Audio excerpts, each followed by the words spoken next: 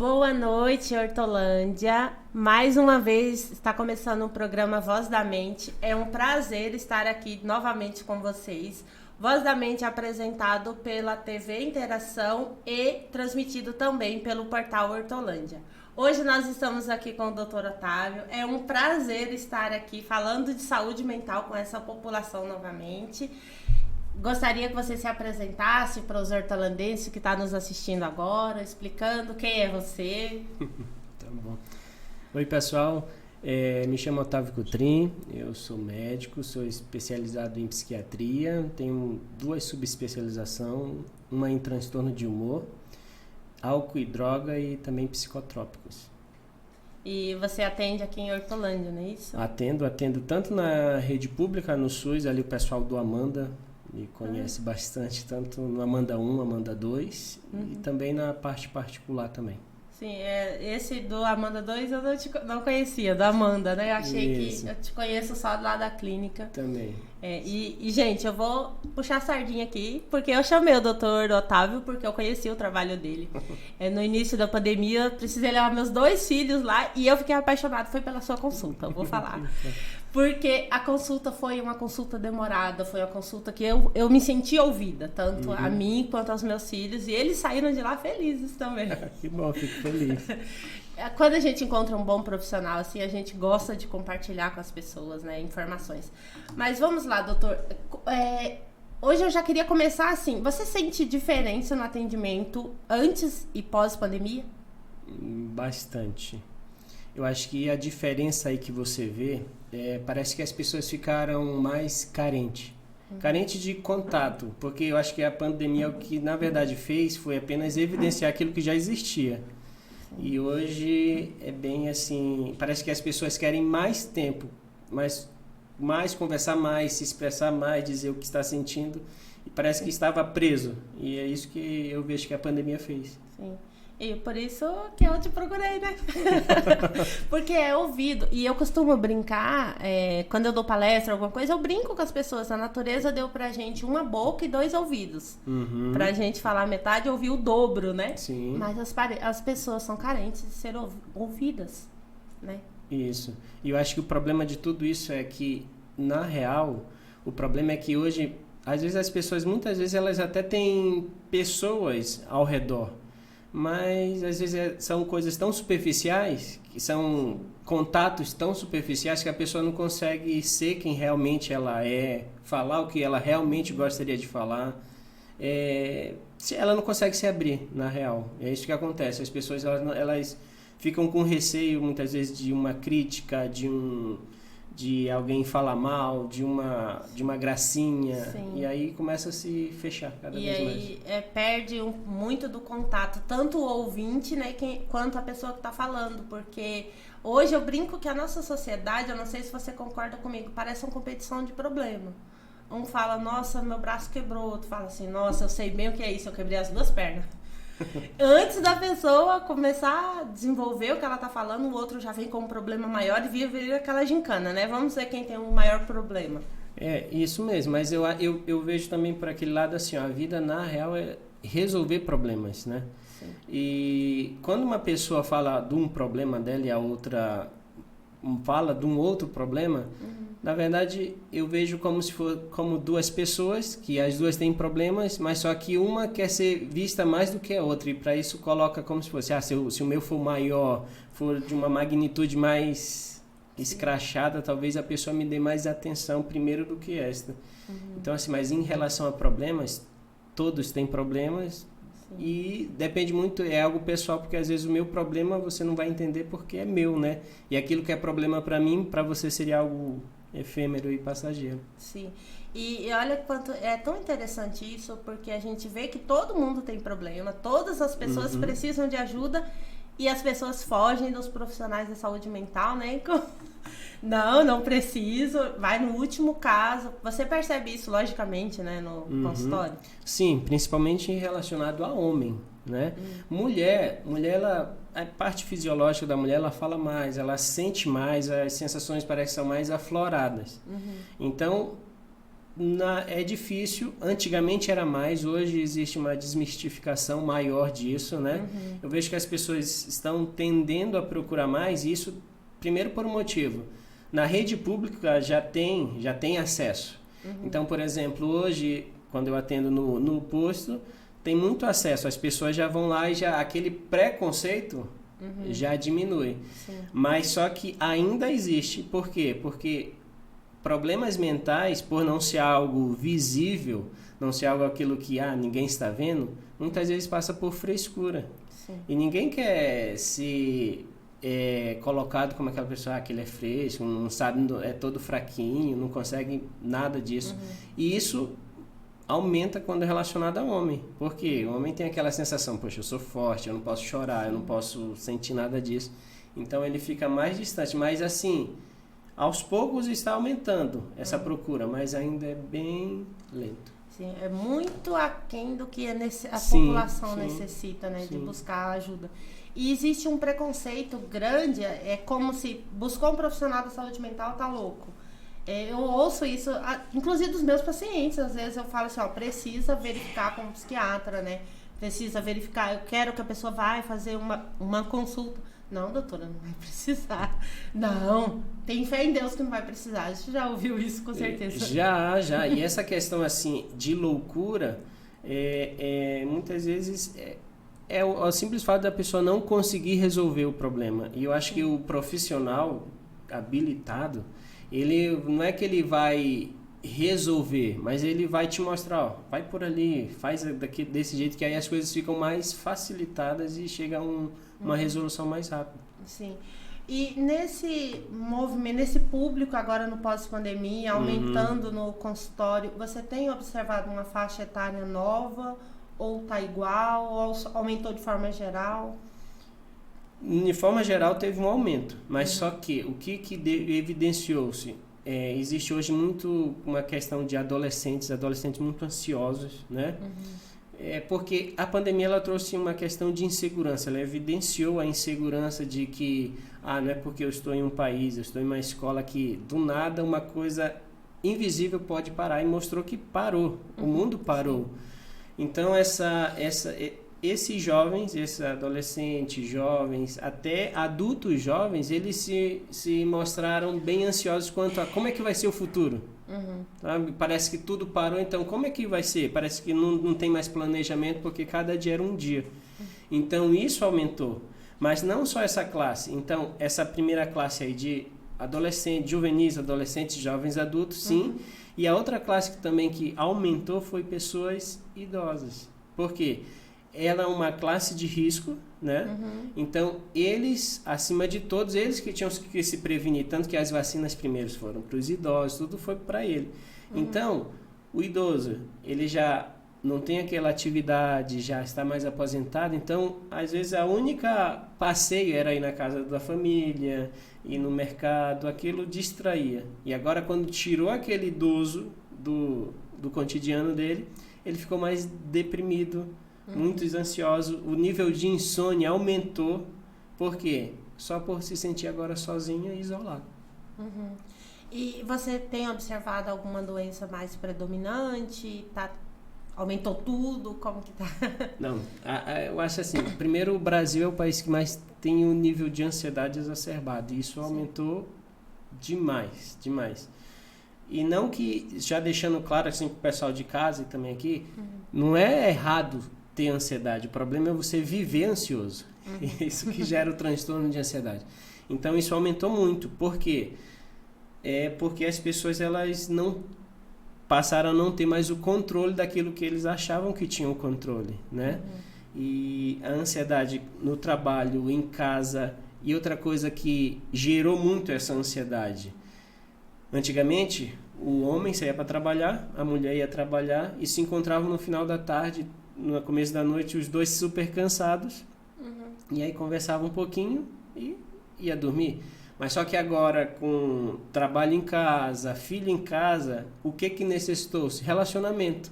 E como cada um ia para um lado, ninguém sabia relacionar, começou a divergência, conflito, e aquilo aumentou a ansiedade, traz junto transtornos depressivos, aquela variação de humor aparece, mas a ansiedade foi assim, se nós pudéssemos assim que parar, foi o campeão assim que disparou.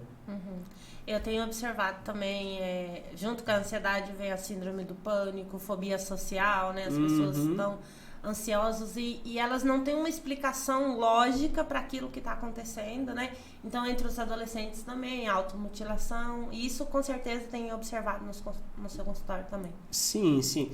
E essa questão assim de adolescentes com automutilação, com muito pânico, existe?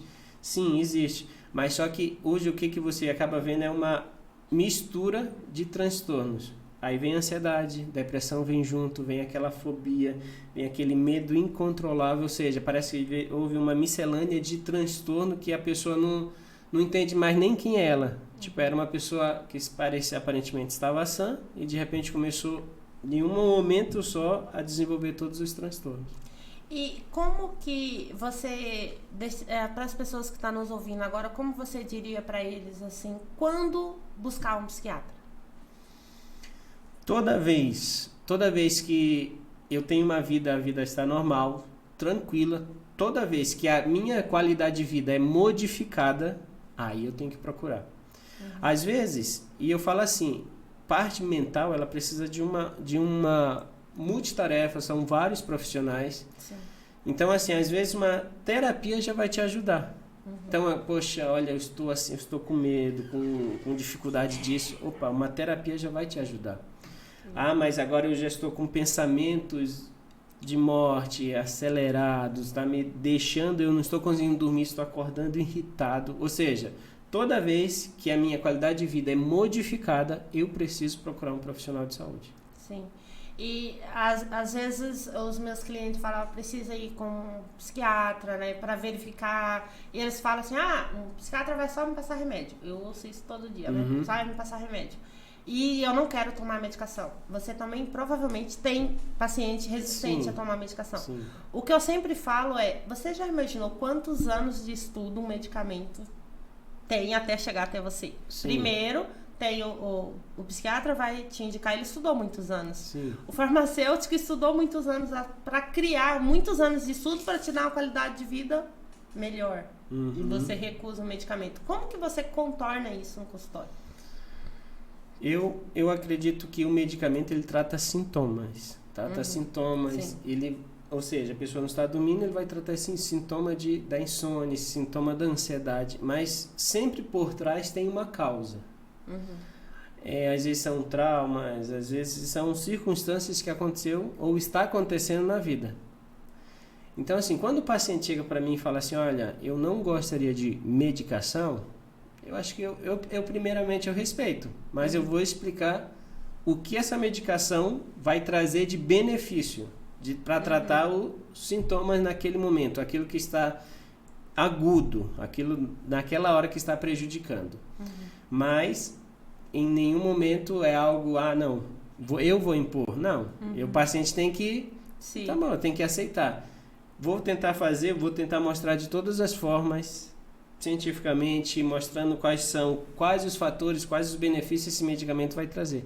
Mas sempre a última pessoa que vai falar, não, eu quero. É ele, porque não sou eu que vou estar na casa dele quando ele for tomar. Sim. É ele, então é a responsabilidade dele, do horário, do tempo que vai tomar. Opa, acabou, eu preciso pegar novamente a medicação. Então, assim, precisa ser uma decisão dele. E a minha função é só dizer, esse remédio faz bem para isso, vai te ajudar nisso e vai ser útil para o teu tratamento, como complemento. Sim, sem excluir a terapia, né? Sem excluir a terapia. Eu falo que a terapia, ela trata a causa, né? Então, são essas marcas da vida que fazem a pessoa muitas vezes se sentir frustrada, desanimada, sem sossego, angustiada. São essas marcas. Remédio não trata um problema, um abuso que aconteceu no passado. Não, ele vai tratar aquilo que está no momento. Aquelas marcas vão sempre ficar. E é a terapia que vai me ajudar a entender como é que eu vou lidar com aquilo. Da que forma é que eu devo proceder. Sim, e essa fala eu tenho certeza que muitos colegas agora, psicólogo, ficou feliz. Um psiquiatra dizendo, porque assim, de verdade, assim, a gente encontra muitos preconceitos contra a área da psicologia, mesmo dentro da psiquiatria. Parece assim, era como se fosse situações opostas, e eu não vejo assim, eu vejo que se complementam, né? Sim. Uma trata os sintomas, porque às vezes tem paciente que chega pra gente, ele tá no estado tão debilitado que se não diminuir o sintoma, a terapia não vai fazer efeito. Sim, é isso mesmo. E essa questão assim é tão lógica, eu decidi pela psiquiatria por causa de um psicólogo. E ele sempre me falava assim, olha, psiquiatria sem terapia não rola, não existe. E eu acho que é o casamento perfeito. Precisa haver a terapia, precisa da medicação? Precisa, mas a terapia é o principal. Sim. E dependendo da doença, lógico, que a medicação seja temporária, né? Sim. Uma crise de ansiedade, alguma coisa, pra a hora que tratou a causa, a pessoa fique livre de medicação. Isso. Sempre quando você introduz um medicamento chamado psicotrópico, na maioria das vezes o tratamento tem que durar pelo menos 6 meses para iniciar um desmame dessa medicação. Então, existe, por exemplo, a ansiedade, que é algo transitório de medicação por um período de tempo depois você inicia o desmame, mas, por exemplo, um transtorno bipolar, uma esquizofrenia, é algo crônico que possivelmente vai ser para a vida. Chega momentos que eu faço uma polimedicação, são vários medicamentos, mas com o objetivo no futuro de deixar 2, 1 talvez, mas a tendência é sempre permanecer. Sim. Por isso a importância de um profissional que te acompanhe no processo, né? Isso.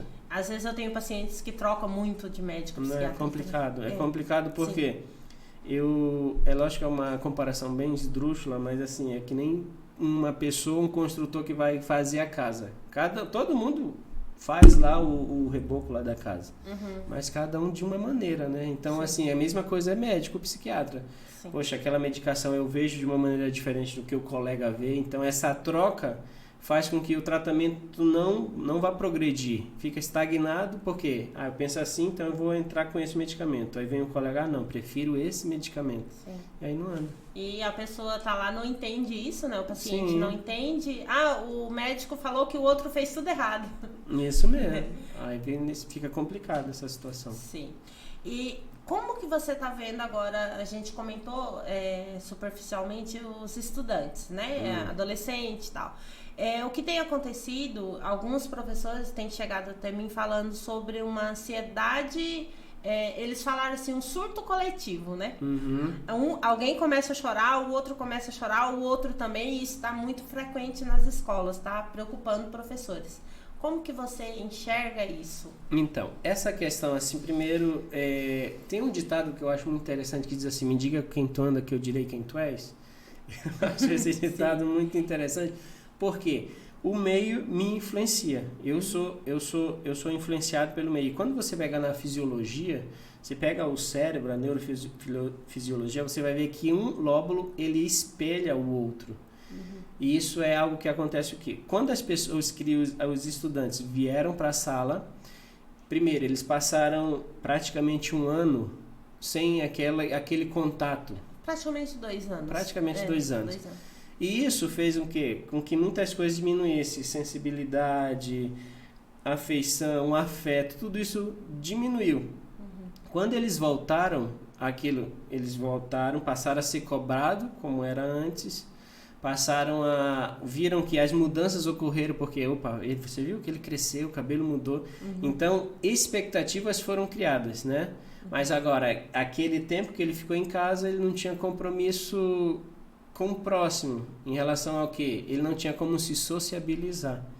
E aí agora, ele chega num local, é como se fosse um local novo novamente, porque as pessoas já têm outros pensamentos, lida agora com uma matéria que antes lidava, consigo pesquisar, se eu não sei, eu também não estou nem aí, não vou prestar atenção, ou seja, é uma situação nova, e aquela situação ela gera apreensão no indivíduo. Ainda mais, nós estamos falando de um indivíduo jovem que não tem a maturidade para lidar com aquela situação. Mesmo uma situação que já passou, mas devido a esse intervalo grande, se torna uma nova fase, é como se eu estivesse iniciando.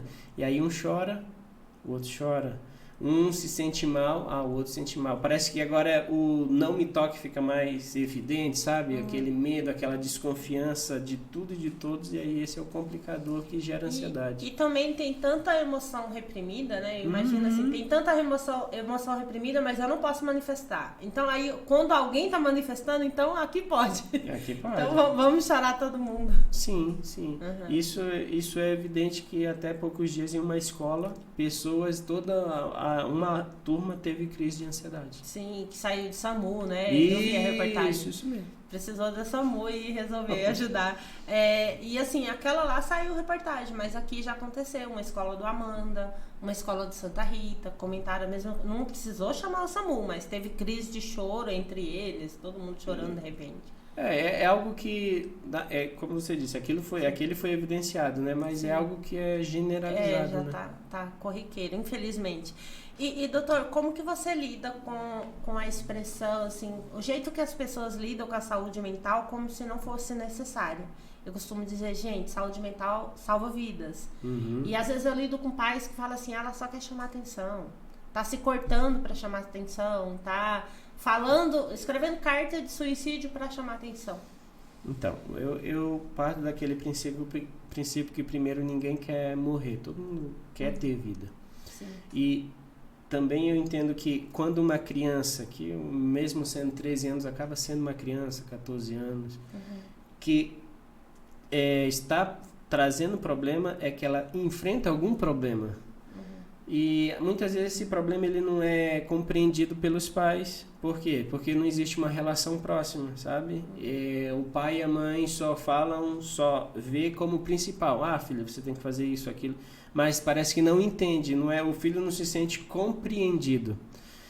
Então, assim, não adianta eu ou você falar uma coisa, olha pai, olha mãe, você tem que agir assim, assim, assim. Se primeiro essa vontade não partir dele. É lógico que eu como profissional, você como profissional, nós temos que orientar. Sim. Mas é o máximo que nós podemos fazer. Sim. E por quê? Esse menor, a maior parte do tempo ele está com os pais. E esses transtornos que ele tem, não é que é para chamar a atenção, mas muitas vezes é um pedido de socorro, dizendo assim, poxa, olha para mim que eu preciso falar, eu preciso sentir, eu preciso me achar e estar perdido na vida. Então, esse direcionamento, quem dá muitas vezes começa com os familiares, pai, mãe, tio. Sim. E depois outros. E é importante a gente falar que salva vidas também, né? Sim. A gente nunca deve achar que é brincadeira uma carta de ideação, uma carta de despedida, por exemplo. O suicídio na adolescência é algo que infelizmente é comum.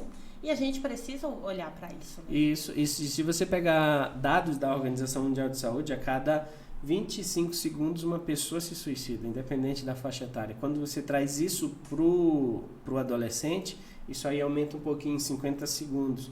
Mas só que é muito. Imagina agora, enquanto nós estamos conversando, pessoas estão tirando a vida. Sim. Então, na dúvida, eu sempre falo assim, na dúvida, não deixa, é uma vida se perdendo, né? Sim. Então vai lá, dá atenção, olha, orienta. O simples fato de você chegar e se mostrar presente para a pessoa, para aquele menor ou maior que seja, já poxa, tem alguém que tem afeição por mim, tem alguém que se preocupa comigo.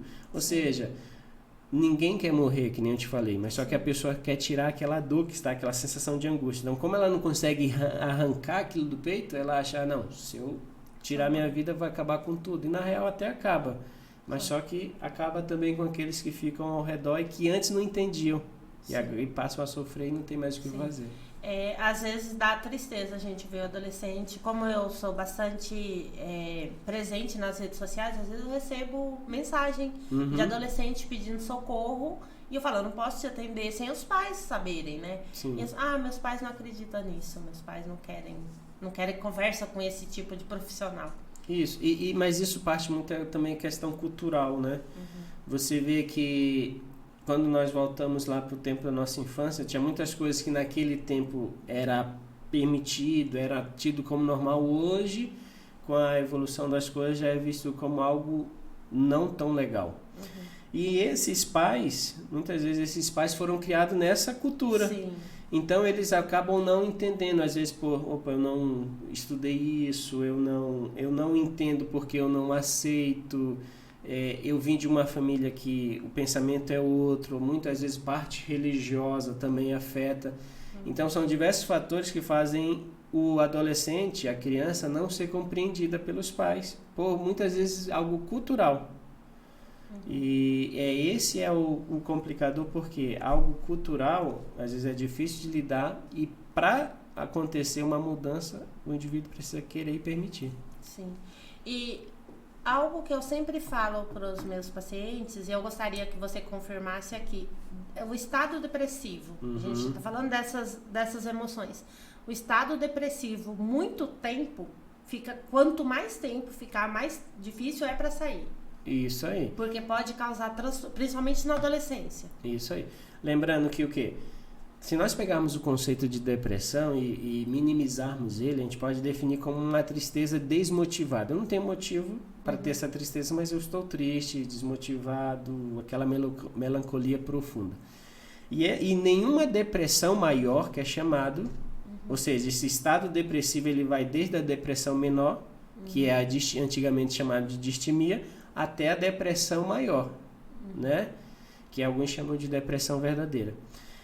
No caso, o que acontece é o seguinte: a distimia, que é essa depressão menor, existe uma tristeza, mas a pessoa consegue viver, ela consegue fazer tudo, mas só que se não tratar, aquilo vai progredindo para uma depressão maior. Ou seja, os sinais e sintomas são maiores, mais evidentes e mais limitadores da qualidade de vida.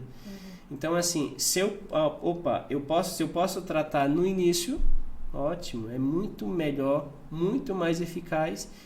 Por quê? Porque essa progressão é aí que tem o perigo, porque os sinais e sintomas não é algo parecido em qualquer pessoa, não. Problemas mentais, problemas emocionais são diferentes e se apresentam de maneiras diferentes em cada indivíduo, porque nós somos diferentes. Então, preciso tratar o quanto antes. Que legal, nunca tinha parado para observar essa depressão em graus. Eu falo, gente, o mais rápido possível. Eu não gosto de falar pessoas depressivas, né? Pessoas com depressão são pessoas e Sim. precisam ser tratadas, porque assim, viver já não é tão fácil. Se a gente Sim. vive infeliz, né? Com certeza. E eu sempre comparo assim, ó. Às vezes nós achamos que a gente separa as coisas. Saúde física, saúde mental, saúde emocional. Mas eu sempre faço aquela comparação para ficar mais fácil e mais lúdico, para o pessoal entender, como cebola. Cebolas são camadas. E eu posso até tirar várias camadas e dizer que é cebola, mas na real são camadas de cebola. Para ser cebola eu preciso juntar. E assim somos nós. Eu não tenho como separar a parte mental, parte física, não tem.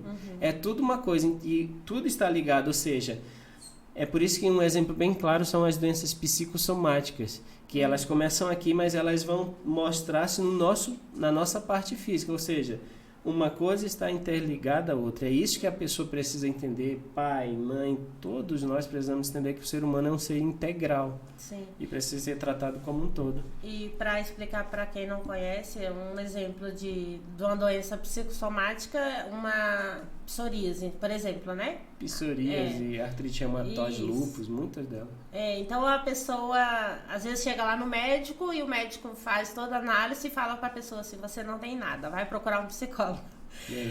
Os clientes que chegam assim, eu já brinco com eles: muito prazer, eu sou especialista em nada, vamos tratar o seu nada a partir de agora. Porque é algo do comportamento, é algo das emoções que precisa ser tratado ali, como você disse, tratando a causa. Né? É isso aí. E isso é tão evidente que cada vez mais você vê pessoas com famosas doenças autoimunes. Um exemplo muito claro é a fibromialgia. Não estou dizendo que ela não é verdadeiro diagnóstico quando se fecha, mas muitas vezes você tratando a causa, que são um monte de transtorno, um monte de problema, um monte de frustração, aquilo lá vai amenizar e muitas vezes vai até sumir. E aí eu acabo mencionando assim que essas dores, elas são mais profundas do que aquelas dores articulares que é típico da doença. Sim, a fibromialgia eu já tive no passado e foi tratado com terapia. Pois é. E assim, não tive mais. Foi algo que eu fiquei internada 7 dias. Mas eu acredito que não era só fibromialgia, era um burnout. Eu tava com um problema sério no trabalho. Sim. Depois que saí do trabalho, terapia, resolvido. Belezinha. E você disse também sobre as doenças mentais nos idosos, né? E a faixa adulta de trabalho? Porque agora a gente vê que tem muitas pessoas desempregadas, tudo isso causa transtorno. Tudo isso causa transtorno. O que acontece é o seguinte, eu acho que a pessoa precisa entender uma coisa, e eu quero falar pro pessoal de casa que é assim, ó, a vida, ela é uma oscilação, a vida existe uma oscilação de humor, isso é normal, para mim, para você, para todo mundo. Sim. Em que hora eu estou triste, hora eu estou alegre, hora eu estou triste, hora eu estou alegre. Essa variação de humor existe. Então, agora imagina, se toda vez que eu estiver triste eu precisar tomar remédio, poxa, fica complicado. Sim. Então, primeira coisa, eu acho que a pessoa precisa lidar com a vida, aprender a lidar com a vida. E quando você traz para a situação de hoje do povo adulto, aquela população financeiramente ativa, muitas vezes essa pessoa ela tem trabalho, tem responsabilidades e ela não consegue dar tempo para se cuidar. Ela cuida de tudo e de todos, ela está chorosa, frustrada, reclamando consigo mesma, mas se ela parar, ela fala, se eu parar, o povo lá de casa não tem como viver.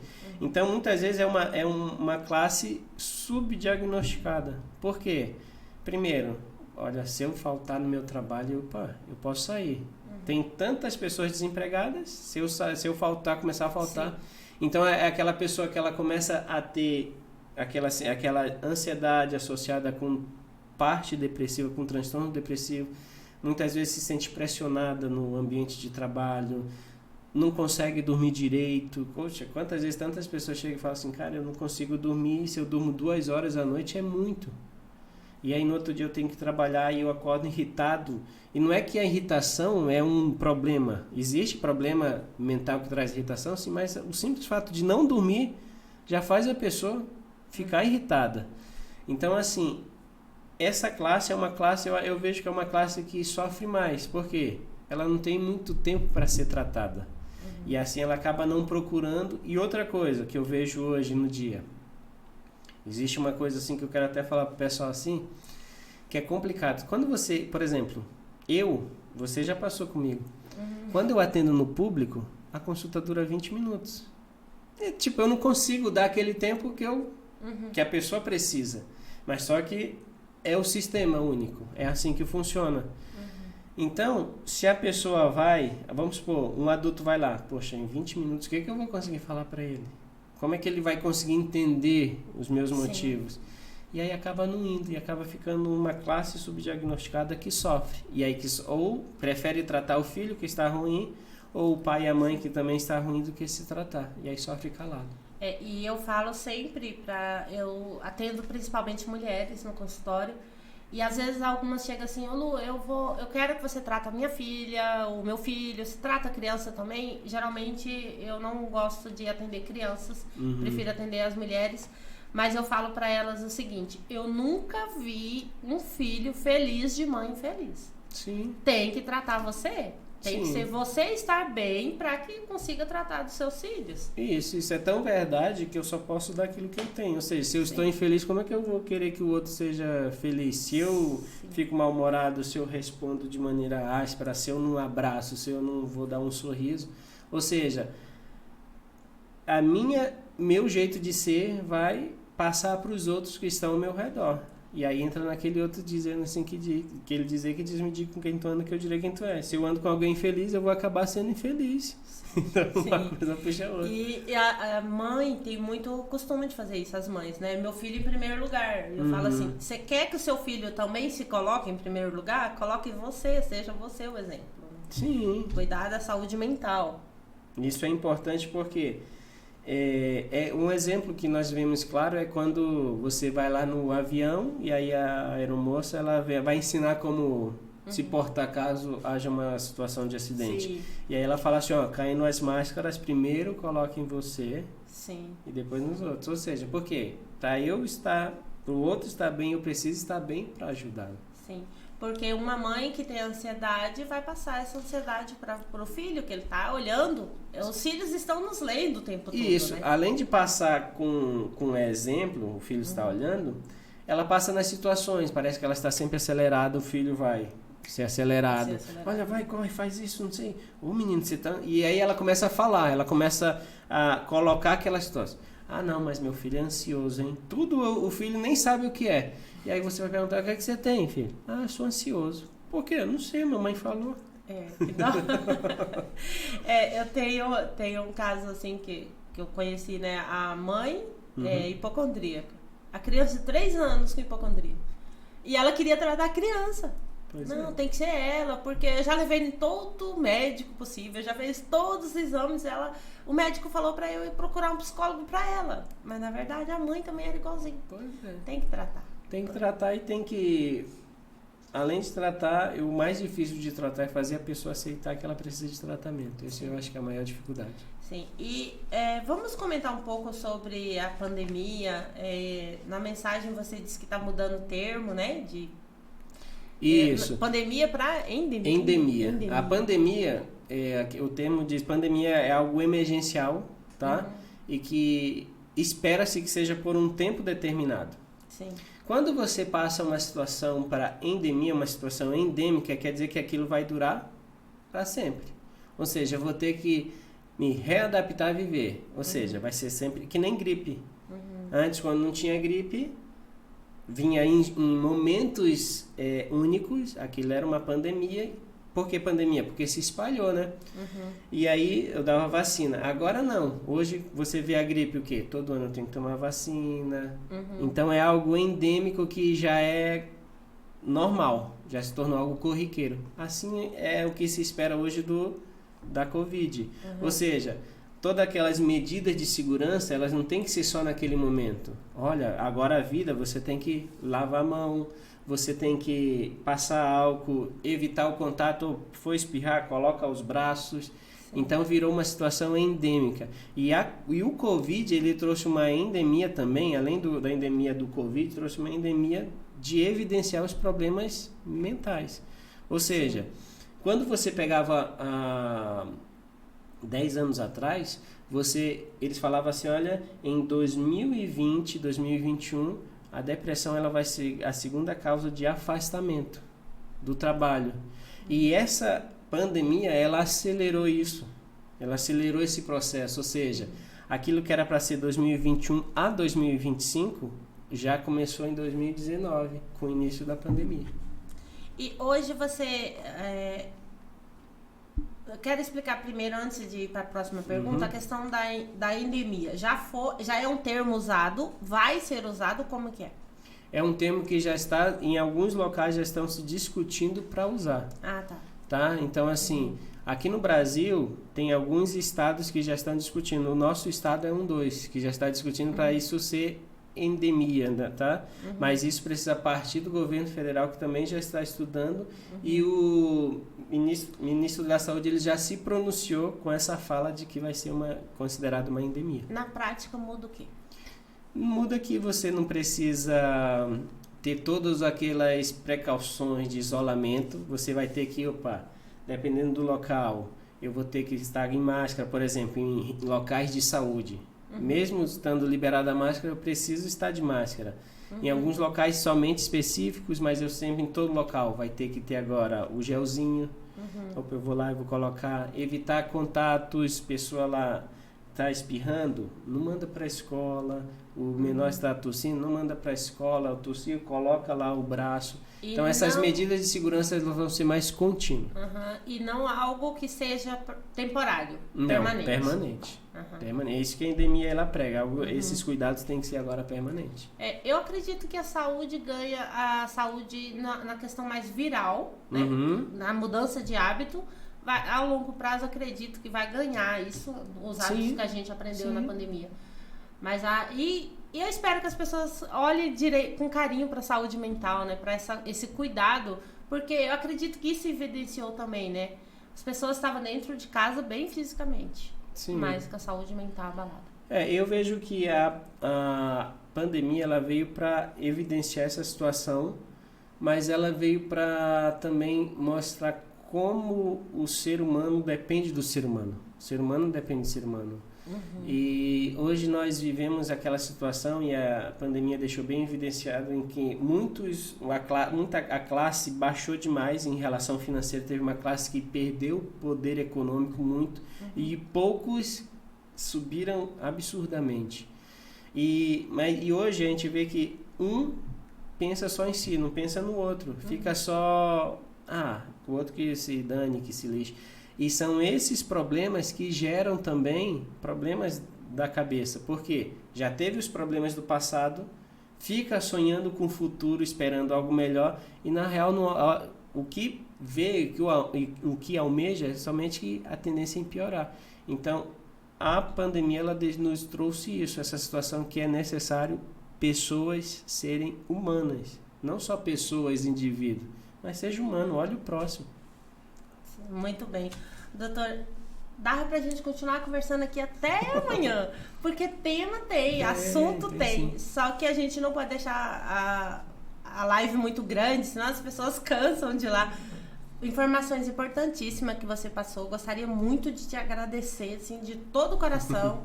E te fazer o convite para vir mais vezes, em breve, pra gente falar meu tema do coração. Preciso falar sobre TDAH. Beleza. Em breve a gente fala. Gostaria que deixasse seus contatos. Eu vou passar aqui, então, que você me deixou aqui.